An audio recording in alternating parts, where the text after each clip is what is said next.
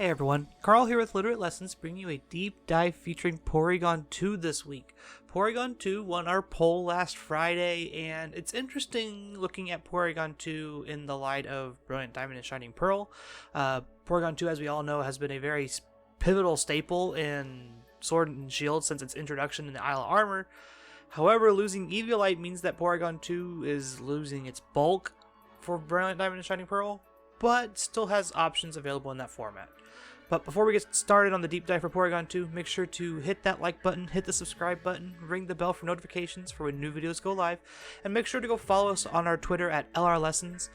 You can go and vote for whatever Pokemon you want to see covered on Friday. I think we're doing more Brilliant Diamond and Shining Pearl based Pokemon, things I can talk about and compare between the two formats, which will be really cool. So, many people know what Porygon2 does. If you've been playing VGC for a little while, you understand that Porygon2 is a very good support Pokemon, being one of the more versatile Trick Room setters. If you think about it, Porygon2 sets Trick Room, can do Eerie Impulse, can Dynamax, can have damage. There's a lot that Porygon2 offers people when it comes to just overall team building flexibility. It also has the capabilities to deal significant damage if it gets that download boost. Like I mentioned, you can Dynamax with the +1 special attack boost and can easily sweep through teams if lined up correctly. Obviously, you don't want to be sitting there clicking Max Strike under Trick Room into Steel types, but in certain situations, Porygon2 can actually be a useful Dynamax target. It does get significantly more bulk when you Dynamax it, doubling that HP stat. And if you have the correct download boost, you can easily pick up KOs. Throughout the Sword and Shield metagame, we saw Porygon2 kind of pop up into existence in the Isle of Armor and has just become a staple of the format. Eviolite makes this thing really good, really bulky, and it also, that extra bulk helps out in restricted formats. Think about Series 11 and Series 8. Even in Series 10, we still saw Porygon2 seeing play without Dynamax. So Porygon2's extra bulk helps it survive in these really heavy hitter formats. However, with Brilliant Diamond and Shining Pearl as the big thing right now, it doesn't quite fit the same role it does in Sword and Shield. Not being able to just sit there and stall out the game constantly against some of the heavier hitters in Brilliant Diamond and Shining Pearl means that you have to play with a little bit different mindset. You don't have Eviolite, you get to play with different items. You could do like lefty sets or Mental Herb, kind of like Cresselia does. So you kind of have to change your mindset on how you play with Porygon2 and adjust that to Brilliant Diamond and Shining Pearl. Whereas in Sword and Shield, you don't have to really worry too much about anything. You just kind of slap Eviolite, slap bulk into it, and just pray they don't have like crit close combat for you. Common partners in Sword and Shield tend to run towards like Sun teams. Groudon and Venusaur are very common alongside P2. If you remember anything from Series 8, the tail end of that play was Players Cup 4, remember right, qualifiers, and the Groudon, Venusaur, Charizard, Grimmsnarl, P2, Incineroar team that started sweeping like events and things like that and just took off, still is running around in Series 11 and is the big majority of the partners for Porygon2. Outside of that, we see partners like Kyogre or Landorus or other more bulky restricteds or other like intimidators and things like that, like Incineroar's on that list as well in that 16% range. So Porygon benefits the most when your opponent can't deal with it very well, and Intimidate and Snarl and Screens and all that make the most sense. Porygon2 is also really well with like heavy hitters like Kyogre or Groudon or Zacian and stuff like that. So look for those things when you're playing with P2, even though it's a pure support and most of the time it's not going to be dealing damage.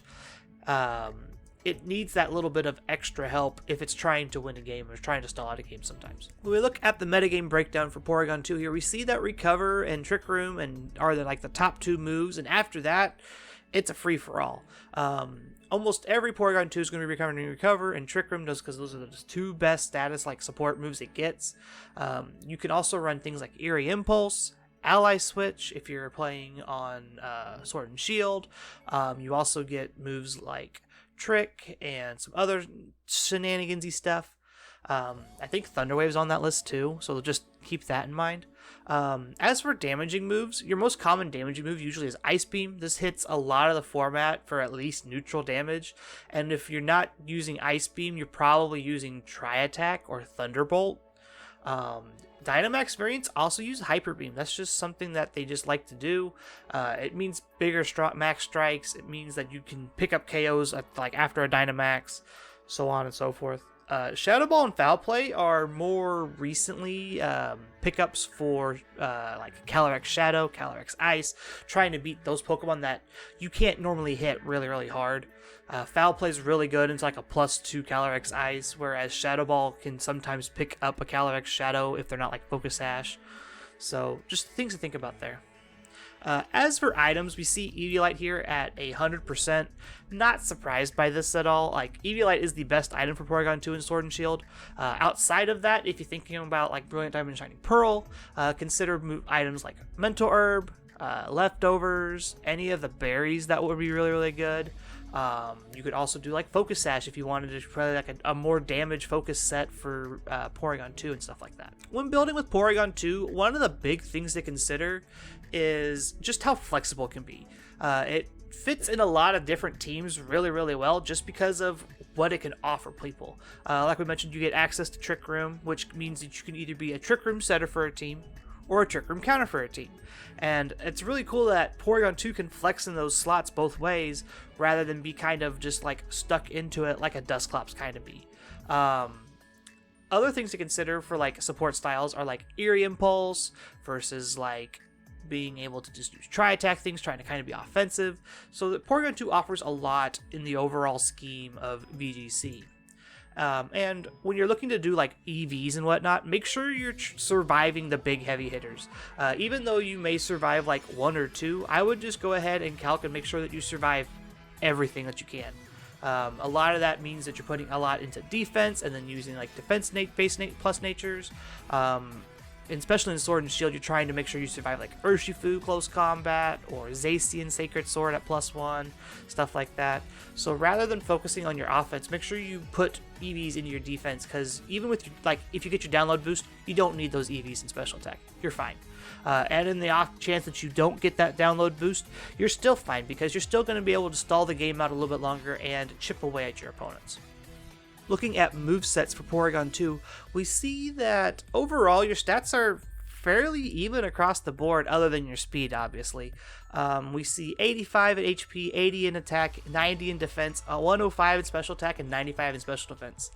One of the cool things about Porygon2 back before Sword and Shield was you would run Return as your normal type move, because you still had a decent attack stat, and if you got a plus attack download bonus, you would end up actually doing more damage with Return than you would with like Tri-Attack or something like that, because you weren't investing into your offenses very often. A lot of these EV sets are going to be like almost max HP, real good in defense investment, and then a little bit in special defense.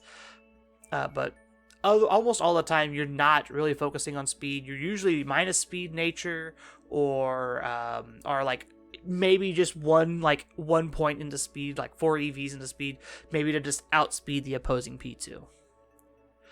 So getting into these movesets here, we see that this first set, these first 2 are going to be for Sword and Shield because they have Eviolite. This is the standard, super standard set. You have Shadow Ball, Ice Beam, Recover, Trick Room. Super duper standard, Relaxed Nature, so your min speed. This is just the standard P2 set most of the time. You have Shadow Ball to hit anything that's not you have Shadow Ball to hit anything that isn't resisted to ice, and then vice versa for ice to hit normal types and things like that, and dark types and whatnot. So this set feels the most cohesive, and overall is just probably the best set to play, especially if you're just trying to figure out if P2 is what you want to be playing. The next set here is a little bit weirder. This is more of a Dynamax set, if you wanted to call it that. You have enough defense investment, special defense investment, that when you Dynamax, you don't go down to close combat. But you also have enough special attack investment that your Tri-Attacks and your Ice Beams actually do something outside of a download boost. Beyond that, you have that 4 speeds in EV just to outspeed opposing Porygon2, just to kind of catch them off guard. Calm Nature means that you survive a lot of the special hits that would probably be going into you anyway. So this is just a real fun kind of Dynamax set for Sword and Shield. The last set here is for Brilliant Diamond and Shining Pearl. This is a Eerie Impulse Mental Herb set. You could obviously play other moves on your Porygon2, but I'm not as worried about trying to stall out games like in Sword and Shield. So I like having Eerie Impulse to kind of mess with special attackers some. Physical attackers are going to be very, very good, but most of the time you're going to have 1 to 2 Intimidators on your team alongside Porygon2, so you don't have to worry about that too terribly much. Ice Beam is just the best coverage move for Porygon2. Only getting 1 attack means that you either pick Tri-Attack or Ice Beam or Shadow Ball. Those are usually all you get options for, and I think Ice Beam just covers the whole swath a little bit better than Shadow Ball or Tri-Attack. And we're still doing recover strats, trying to keep ourselves healthy. You want to kind of try to draw the game out as long as possible. Use your Eerie Impulses and your Intimidate spams to make your opponent's team really, really weak and kind of try to survive still. This is by no means like the best Porygon2 set, so take this with a grain of salt and kind of experiment around with it a little bit. We got rid of the How to Beat 'em set because Porygon2, it feels fairly easy to beat a Porygon2.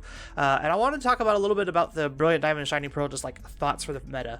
So, Eviolite being gone is a big hit to P2, and a lot of people are just going to just brush it off, never touch it again, because you have things like Cresselia and Bronzong and all those other Trick Room setters. But I think Porygon2 can still survive in this format, especially since there's no gimmicks. There's no max Quakes, there's no max Airstreams, there's no Mega Scizor punching you down, there's no crazy Z moves or anything like that. So I think Eviolite being gone isn't the worst thing for P2. I think it's probably going to be okay still. You still have a total stat of base 515, which is technically higher than Bronzong. Granted that Bronzong has them evened out a little bit better into different spaces, but I think Porygon2 can still be playable, especially if your team has struggles against Trick Room. You can play Porygon2 as a Trick Room counter. So you just kind of have to reinvestigate how Porygon2 should be played, because it offers a different role as a Trick Room, a different take on a Trick Room setter. You're not playing it super slow, going to sit here and click Trick Room and then Calm Mind or Iron Defense or whatever Cresselia and Bronzong are going to do. You're more of a support potential anti-Trick Room setter. So you're just going to have to take a minute, kind of examine what Porygon2 can do in the format, and if it's right for you, play with it. If it's not, look at some Cresselia, Bronzong, other Trick Room setters like that. So to wrap up on Porygon2, its unique take on a classic stall-style Pokemon. If you think about stall stuff, you think about Ferrothorn, Registeel back in Series 9, just Celesteela, stuff like that, trying to stall the game out, take as long as possible.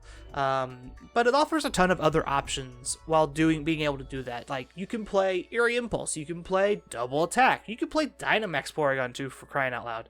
There's a whole lot that Porygon2 can offer besides just being sit here, click Trick Room, and recover all day. And while Eviolite makes Porygon2 just busted levels of strong, it still probably is going to be bulk enough for Brilliant Diamond Shining Pearl VGC. I don't think the damage levels in that format are going to be extremely high. Your best damage items are Expert Belt, Life Orb, and Choice Band. There's no weakness policy shenanigans. There's no big gimmick max moves, megas, and anything like that. So I think Porygon2 is still going to be bulky enough for Brilliant Diamond and Shining Pearl, even without that Eviolite. And look for cool and unique ways that Porygon2 can help. There's a lot of just other things that I didn't have time to cover on Porygon2. I know one of the cool things is just set up Porygon2. I think you get access to Calm Mind. If you do that, I think you can just play this Cresselia role with Trick Room and just go nuts with your Porygon2. And with that being said, I want to thank you all for hanging out and listening to me ramble about Porygon2 today. Make sure to check us out on Twitter at LR Lessons, at Mr. Missouri25, and at MusicalVGC. Make sure to go follow at LR Lessons and go vote in the poll for our deep dives on Friday. And go check out the Discord. Links in the description down below. Our Discord is great. We talk about Brilliant Diamond Shining Pearl VGC. We've got regular Sword and Shield VGC if you're still into that. We're talking about football, basketball starting back up. So if you're into sports and kind of that stuff, you can come and talk about that there too. And just remember to subscribe, hit that like button, it helps us out a ton, sends our videos out to new people. With that being said, have a wonderful morning, afternoon, evening, wherever you're at in the world, and we'll see you all next week. Bye everyone.